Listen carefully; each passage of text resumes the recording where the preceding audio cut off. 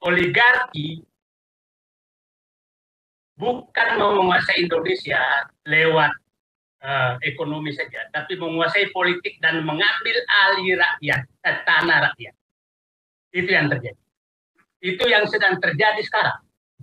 Jadi saya katakan, Indonesia kemungkinan besar akan bubar apabila oligarki ini tidak ditahan untuk mengambil alih tanah-tanah di seluruh Indonesia.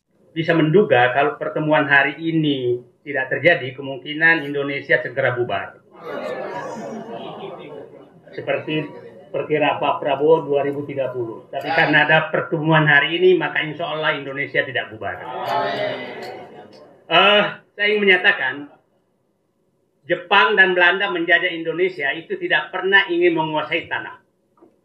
Yang dikuasai adalah rakyat dan mengambil hasilnya. Dan raja-rajanya juga. Oligarki bukan mau menguasai Indonesia lewat ekonomi saja, tapi menguasai politik dan mengambil alih rakyat, tanah rakyat. Itu yang terjadi. Itu yang sedang terjadi sekarang. Jadi saya katakan, Indonesia kemungkinan besar akan bubar apabila oligarki ini tidak ditahan untuk mengambil alih tanah-tanah di seluruh Indonesia. Itu saya katakan seluruh Indonesia. Nah, jadi sekarang kita semua ini muncul sebagai pahlawan untuk menyelamatkan Indonesia dari perampokan penggusuran rakyat oleh kaum oligarki. Oligarki sekarang sudah betul-betul menguasai politik. Setelah dia kuat dulu, kita kenal Orde Baru itu Jimbaran. Jimbaran itu kalau dikumpulkan Pak Harto itu ditanya, apa sumbanganmu? Sekarang kelompok Jimbaran baru ini, yang oligar, kalau datang, itu apa yang mau diambil? Itu perbedaannya.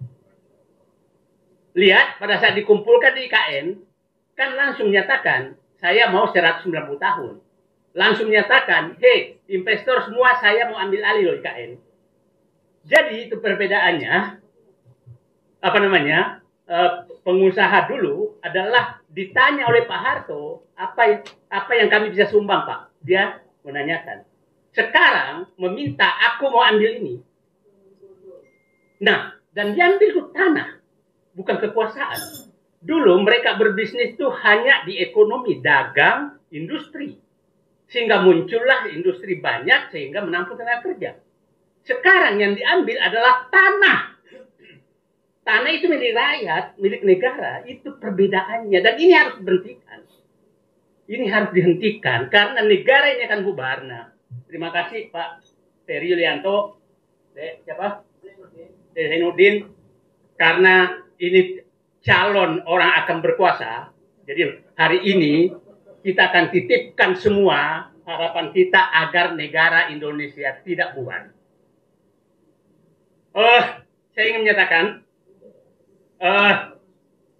saya katakan tadi pergeseran kendali kekuasaan itu sekarang betul-betul cara mereka adalah menguasai partai politik,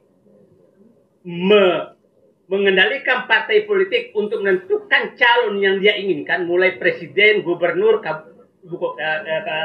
wali kota, bupati. Setelah itu, dia meminta penetapan izin lokasi seluruh tanah yang ada. Setelah dia dapat surat izin lokasi, seakan-akan dialah punya hak untuk segala izin lokasi tersebut. Dan semua orang yang ada di situ harus diusir. Itulah yang terjadi sekarang. Setelah itu harus diusir, maka seluruh aparat, seluruh preman, seluruh apapun harus bertindak atas keinginan dia. Saya kasih contoh. Bayangkan Pak, di ruangan ini ada korban PIK 2, tapi saya nggak usah tunjukkan siapa orangnya. Bayangkan di PIK 2 itu banyak sekali orang karena tidak mau menjual tanahnya, maka dia dipidana. Ada yang dipidana, coba bayangkan supaya publik paham. Jadi pemerintah daerah membuat seakan-akan portal di tanahnya orang. Setelah itu malam-malam dia bongkar sendiri portalnya. Dan orang ini tidak mau jual tanahnya. Setelah itu dianggap bahwa merusak fasilitas umum. Padahal dia sendiri yang bikin, aparat daerah sendiri. Setelah itu, suami istri masukkan penjara.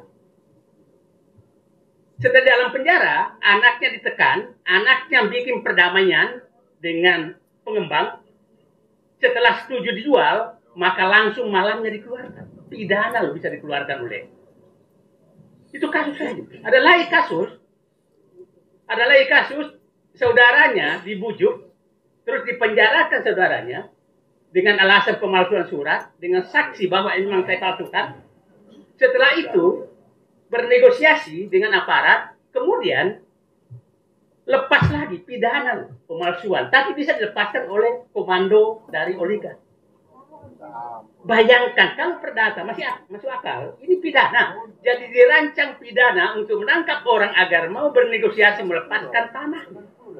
Dan itu puluhan yang terjadi seperti itu. Nah, akhirnya semua jadi ketakutan. Nah, itulah yang terjadi di lapangan. Kalau rakyat kecil gampang, ditakut-takutin aja tiap hari. Ditakut-takuti tiap hari, maka dia akan melepaskan tanahnya. Coba bayangkan pulau Panjang yang dekat Cilegon itu sudah saya dapat informasi kemarin sudah jual 10.000, 25.000 per meter, sudah habis juga. Jadi hampir semua pantai utara Tangerang ini sudah habis. Dan itu terjadi di seluruh Indonesia. Dan semua ketakutan.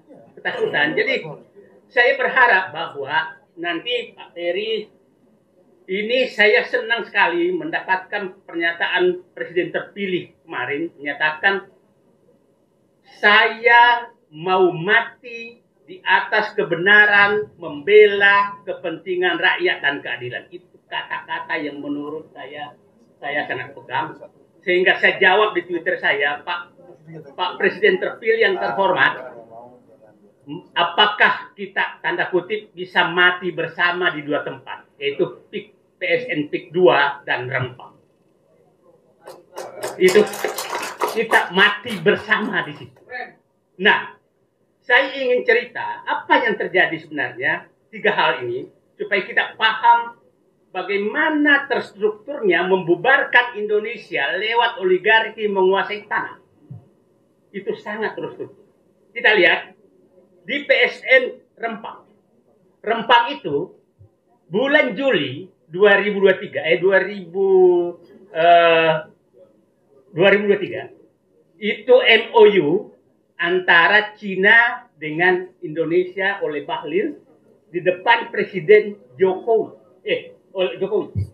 di Cina. Bulan Agustus, Airlangga Hartarto, Menko Perekonomian, kenapa saya perlu sebutkan nama ini? Agar mereka juga menanggung dosa, jangan enak-enak aja, jangan Jokowi semua gitu loh.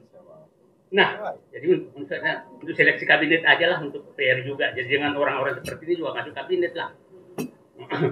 Nah, Juli, Airlangga Hartarto menetapkan Rempang sebagai PSN. 1 bulan. Tidak ada evaluasi apapun. Bahlil mengumumkan 28 September Rempang harus kosong. Bayangkan dalam waktu 1 bulan. Ini pekerjaan siapa? Ya kan, Pak? Nah, dalam sebulan semua. PSN PIK 2 itu diumumkan uju-uju 2 hari setelah pengumuman kemenangan Prabowo dan Papa. Nah, ini menurut saya ini adalah jebakan. Apa urusannya? Saya udah kelilingi semua tuh PIK 2, PSN PIK 2. Saya paham betul. Alasannya yang selalu yang dipakai ini Menteri Pariwisata. Rempang kan Eco City juga kan?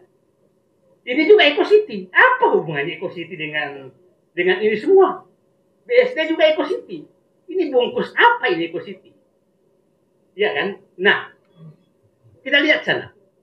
Yang dikatakan, saya kemarin datang, coba, yang dikatakan melindungi hutan mangrove di PIK 2. Itu lokasinya di luar PIK 2. Yang luasnya mungkin baru dibikin kok itu. Saya lihat datang ini pelangnya baru dibikin semua. Jadi bikin dulu PSE-nya baru bikin mangrove-nya. Itu paling 10 hektar dari ratusan ribu hektar. Nah, terus ini dijadikan alasan untuk menjadikan PSNP tua. Nah, sekarang coba kita bayangkan di Rempang, alasannya kan rakyat harus diusir karena tidak memiliki surat. Padahal dia tinggal sebelum Indonesia merdeka. Tapi mengundang Cina yang nggak punya surat, nggak ada sejarah nenek moyangnya di situ, untuk datang mengambil tanah rakyat Indonesia dan diberi surat. Ini menurut saya